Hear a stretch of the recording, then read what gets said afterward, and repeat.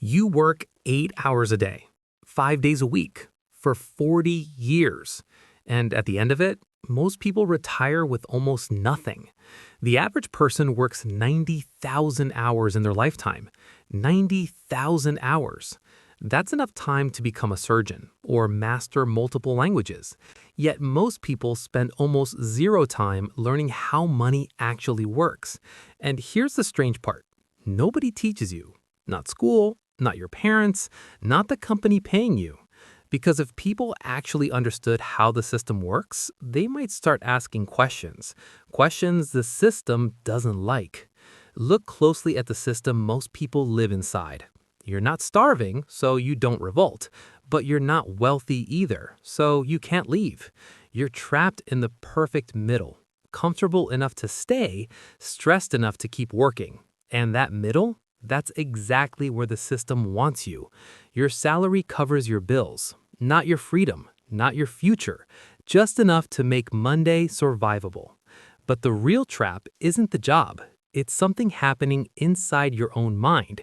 And once you see it, you start seeing it everywhere.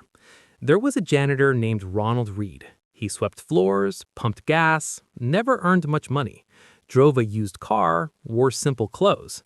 People in his town thought he was poor, but when he died in 2014, they discovered something shocking.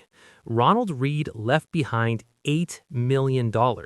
No startup, no inheritance, no lottery, just decades of understanding something most employees never learn.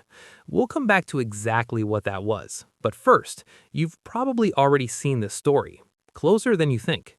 Think about someone in your family, your dad, your uncle, someone who never missed a day, gave everything to that company, showed up every single Monday for decades, and when they retired, the company gave them a cake, maybe a watch. 40 years of one life for a cake. You've seen that story in your own home, at your own dinner table, and somewhere deep down, you made a quiet promise to yourself, that won't be me. So here's the uncomfortable question. What are you actually doing differently? Here's what's happening inside your brain. You get a raise. For a moment, it feels like progress. Then life expands to match it. Better apartment, better car, higher expenses. Within months, the raise disappears completely. Same stress, same fear, same empty account. Psychologists call this hedonic adaptation. Your brain resets happiness back to normal, no matter how much your income grows. But there's something even stronger underneath, a bias called loss aversion, studied by Nobel Prize-winning psychologist Daniel Kahneman. Humans fear losing money far more than they enjoy gaining it, which means leaving a stable paycheck feels terrifying, even when staying is slowly costing you everything.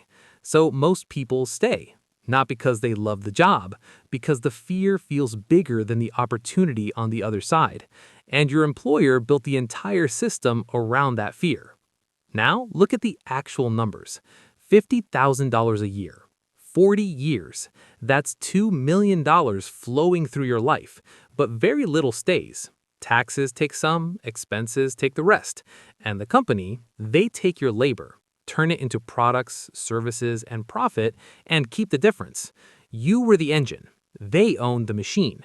When your performance improved, they captured most of the upside. You got a raise. They got a company worth 10 times more. That difference has a name: leverage. And right now, someone else has it, not you. So what did Ronald Read understand? One simple idea.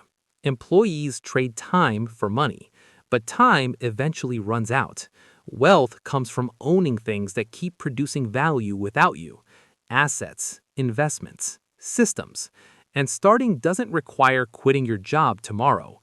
It starts with small shifts. Stop spending every raise. Invest the difference. Build skills you personally control that no company can downsize or take away. Then build one income stream outside your salary. Even a few $100s a month changes your entire psychology, because the moment money comes from more than one place, fear starts to fade. And when fear fades, you stop making decisions from desperation. You start making them from freedom. The biggest scam isn't the job. It's the funeral. The moment you're 68 years old, sitting in a chair, body tired, dreams expired, replaying all the Mondays you sold for a salary that kept you just comfortable enough to never actually live. That's the real price. Not the money, the time.